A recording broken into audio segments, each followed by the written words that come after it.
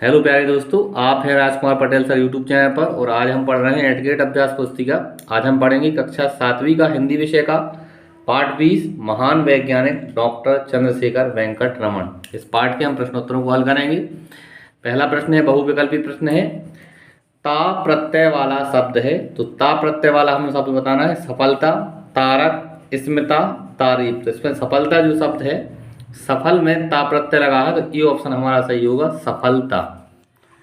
आगे है प्रश्न दूसरा, वाक्य के घटक होते हैं, तो वाक्य के घटक होते हैं दो। बी ऑप्शन हमारा सही है, वाक्य के घटक दो होते हैं।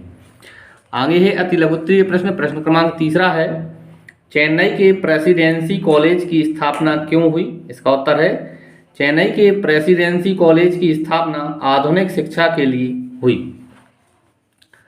आगे है प्रश्न चौथा, डॉक्टर रमन की ख्याति देश विदेश में फैलने लगी। पंक्ति में ख्याति शब्द का अर्थ क्या होगा? तो ख्याति शब्द का अर्थ प्रसिद्धि होता है, यहाँ इसका आंसर है। प्रश्न पांचवा है, ब्रिटिश सरकार ने डॉक्टर चंद्रशेखर वेंकट रमन को सर की उपाधि से क्यों सम्मानित किया? इसका उत्तर है, ब्रिटिश सरकार ने डॉक्टर चंद्रशेखर वेंकट रमन को रमन प्रभाव की खोज के कारण सर की उपाधि से सम्मानित किया। आगे प्रश्न छठवां है, रमन कलकत्ता विश्वविद्यालय में भौतिक शास्त्र के प्रोफेसर थे। वाक्य में से उद्देश्य और विधेय छांटकर लिखी। तो इस वाक्य में उद्देश्य है रमन और विधेय जो है वो कोलकाता विश्वविद्यालय में भौतिक शास्त्र के प्रोफेसर थे। यह जो है वो विधेय है। आगे लघुत्तरीय प्रश्न है, प्रश्न क्रमांक 7वां है, राष्ट्रीय विज्ञान दिवस क्यों मनाया जाता है? इसका उत्तर है, रमन प्रभाव की खोज 28 फरवरी सन 1928 ईस्वी में हुई थी, इसलिए इस महान घटना की याद में 28 फरवरी को राष्ट्रीय विज्ञान दिवस के रूप में मनाया जाता है। आगे प्रश्न 8वां है, दी गई तालिका को निर्देश अनुसार पूर्ण कीजिए। डॉक्टर रमन को मिले पुरस्कारों की सूची।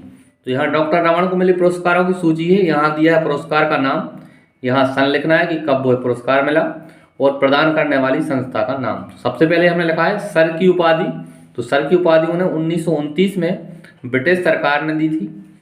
दूसरा है नोबेल पुरस्कार, यह भी 1929 में मिला इन्हें, नोबेल संस्था ने दिया। तीसरा है भारत रत्न, तो भारत रत्न 1954 में मिला भारत सरकार के द्वारा। चौथा है लेनिन शांति पुरस्कार, यह 1957 में सोवियत संघ के द्वारा मिला। और पांचवा है डॉक्टर ऑफ साइंस, यह पुरस्कार उन्हें 1921 में कोलकाता विश्वविद्यालय के द्वारा मिला। आगे है प्रश्न 9वां, रमन प्रभाव की खोज का विचार डॉक्टर रमन के मन में किस तरह आया? इसका उत्तर है, डॉक्टर रमन को समुद्र के नीले रंग को देखकर रमन प्रभाव की खोज का विचार मन में आया। आगे प्रश्न 10वां है, यदि आप वैज्ञानिक बनना चाहते हैं तो किस प्रकार की पढ़ाई करेंगे? इसका उत्तर है, वैज्ञानिक बनने के लिए मैं अपने विषय विज्ञान पर अधिक ध्यान देता और अच्छे से पढ़ाई करता, जिससे मैं एक महान वैज्ञानिक बन सकूं। आगे है प्रश्न 11वां, दीर्घोत्तरीय प्रश्न है, प्राचीन समय के कृषि कार्यों और आज के कृषि कार्यों में क्या अंतर है? अपनी समझ के आधार पर लिखिए।